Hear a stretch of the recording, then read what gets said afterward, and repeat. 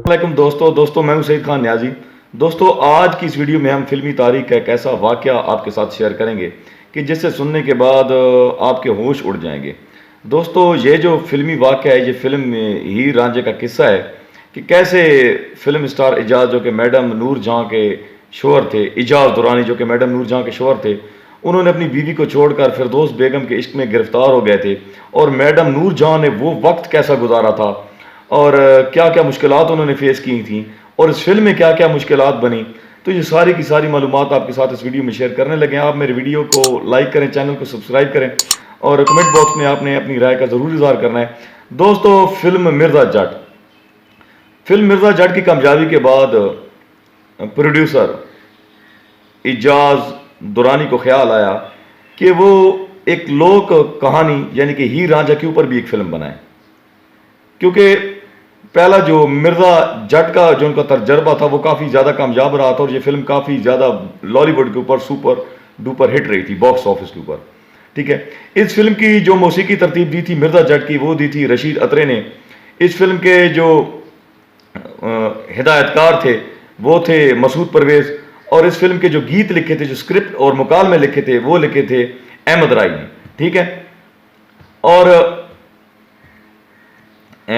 इस फिल्म की कामयाबी के बाद एजाज दुरानी को दोबारा ख्याल आया कि वो इसी यानी कि लोक स्टोरी के ऊपर एक और फिल्म बनाए। तो उन्होंने फिर एक फिल्म बनाई, फिल्म के ऊपर काम करना शुरू किया जिसका नाम था हीर रांझा। इस फिल्म ने एजाज दुरानी के किरदार और फिरदौस बेगम के किरदार को अमर कर दिया। दोस्तों इस फिल्म के वही हिदायतकार मसूद परवेज इसके हिदायतकार रखे गए। अहमद राय को इस फिल्म के स्क्रिप्ट, मुकालमे और गीत लिखने के लिए कहा गया। उन्होंने ये जिम्मेदारी संभाल ली। और अब रशीद अत्रे चूंकि उनका इंतकाल हो गया था, तो उनकी जगह मौसीकी कौन तरतीब देगा। तो मौसीकार के लिए उन्होंने सोचा, ये अहमद राय के लिए एजाज राय ने एक टास्क दे दिया कि आप ऐसा करें कि आप ख्वाजा खुर्शीद अनवर को इस फिल्म की मौसीकार के तौर पर आप ले लें, उनको मनाएं। तो ख्वाजा खुर्शीद अनवर की अगर आप बात की जाए तो ख्वाजा खुर्शीद अनवर जो हैं ये उर्दू गानों के मौसीकार थे। ये उर्दू मौसीकी की धुनें बनाया करते थे। पंजाबी इन्होंने इससे पहले कभी इसकी धुन नहीं बनाई थी, लेकिन अहमद राय उनके घर गए, उनको मनाया और वो मान गए। हालांकि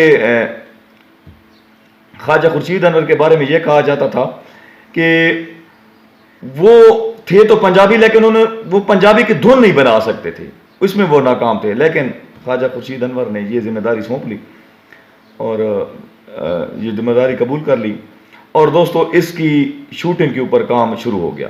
दोस्तों ये जो फिल्म थी, ये फिल्म 60 इसकी शूटिंग होगी 60 की दिहाई में, यानी कि 60 की दिहाई के एंड में इसकी शूटिंग हो गई।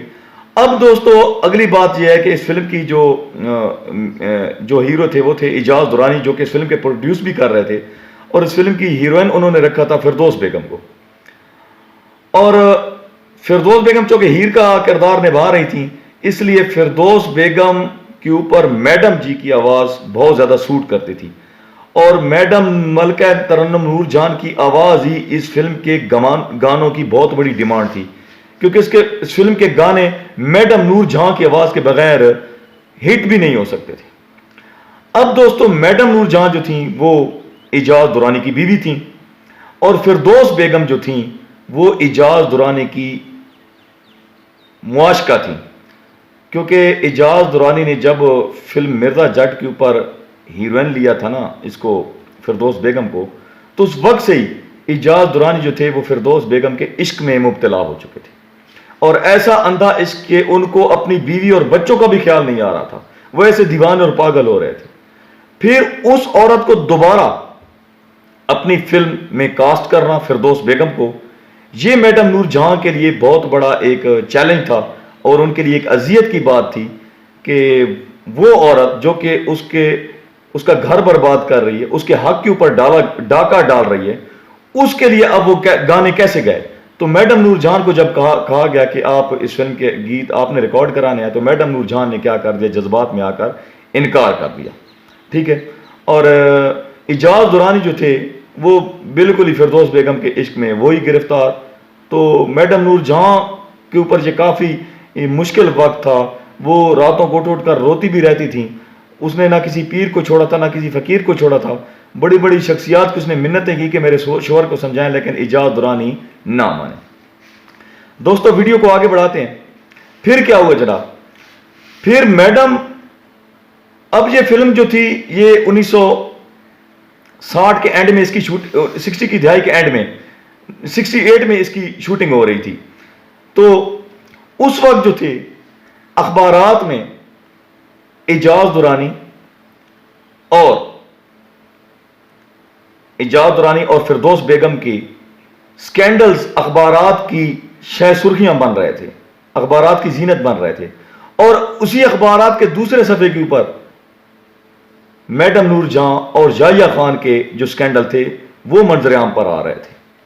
मैडम नूरजहां ठीक है, वो जज्बाती औरत थी, लेकिन उसके साथ साथ एक प्रोफेशनल औरत भी थी। जब उनको पता चला कि फिल्म हीर रांझे की मौसीकार जो हैं वो ख्वाजा खुर्शीद अनवर हैं, तो उनको पता चल गया कि इस फिल्म की सूरत में एक नई तारीख रकम होने जा रही है। तो उन्होंने अपने दिल के ऊपर पत्थर रख कर इस फिल्म के गाने जो थे वो रिकॉर्ड कराए। ठीक है। हालांकि मैडम नूरजहां और इजाज़ आपस में मियां बीवी थे, और मैडम नूरजहां की तीन बच्चियां भी थीं। ठीक है। लेकिन मैडम नूरजहां ने फिर भी एज ए प्रोफेशनलिज्म के तौर पर इस फिल्म के गाने क्या कर दिए, रिकॉर्ड करवा दिए। अब रिकॉर्ड कराया तो उस फिल्म ने बॉक्स ऑफिस के ऊपर धूम मचा दी, इसने एक रिकॉर्ड बिजनेस किया। ठीक है। अब इजाज़ दुरानी की बात की जाए तो इजाज़ दुरानी जो थे उनके ऊपर पंजाबी अदाकारी बहुत ज्यादा जचती थी। ठीक है। फिल्म हीर रांझा में उनकी आंखों में दर्द भरे जज्बात और फिरदौस बेगम की आला अदाकारी, उसके बाद ख्वाजा खुर्शीद अनवर की बेहतरीन मौसीकी, अहमद राय के जबरदस्त मुकालमे और बेहतरीन किस्म के गीत, और उसके ऊपर मसूद परवेज की बेहतरीन हदायतकारी ने फिल्म बीनों को इस फिल्म को बहुत ज्यादा पसंद करने पर मजबूर कर दिया। और फिल्म बीनों की नजर इस फिल्म के ऊपर फिल्म के एक सीन के ऊपर क्या करने लगी, रुकने लग गई।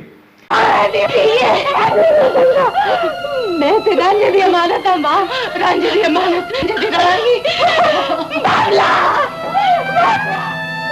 जेड़े कट्ठियां लंगाए सी ओ वेले रोणगे। दोस्तों कहानी को आगे बढ़ाते हैं। फिल्म हिट हो गई, लेकिन उसके बाद मैडम नूरजहां और इजाज़ दुरानी के ताल्लुकात दिन ब दिन मजीद खराब होते चले गए।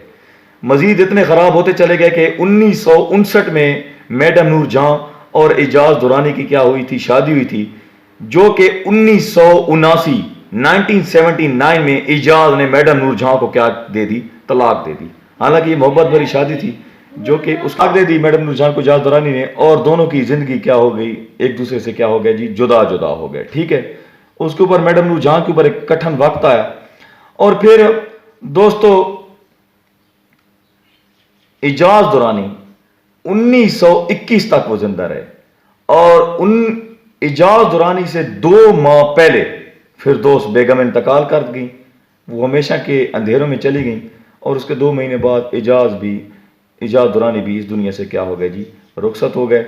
दोस्तों अल्लाह ताला फिरदौस बेगम, मैडम नूरजहां और इजाज़ दुरानी को अपनी जवार रहमत में आला मुकाम अता फरमाए। ये था दोस्तों फिल्म हीर रांझे की स्टोरी लाइन का एक मशहूर वाक़या। तो दोस्तों इंशाल्लाह नेक्स्ट वीडियो में दोबारा आपकी खिदमत में हाजिर होंगे। सही नियत को दीजिए इजाज़त। अल्लाह हाफिज़।